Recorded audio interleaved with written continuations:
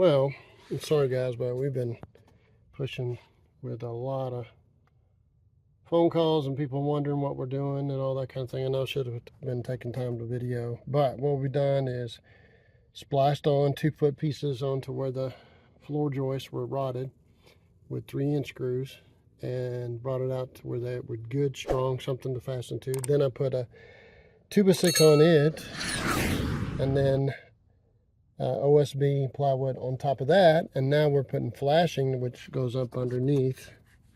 And even though the vinyl siding is going to be on, it's not going to be an issue. I just don't want to have another issue, so that's where we're at now. We're getting ready to put 2x8s, and instead of every 8-foot like they had, we are going to use 2/16s, and I probably will end up tomorrow putting a support in the middle even still, and but I don't have to, because all this wood now is solid, pressure treated. Even it's better than what it would have been factory.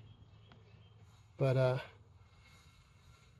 anyway, it's a challenge. It's pretty hot over here right now, probably 94, 95.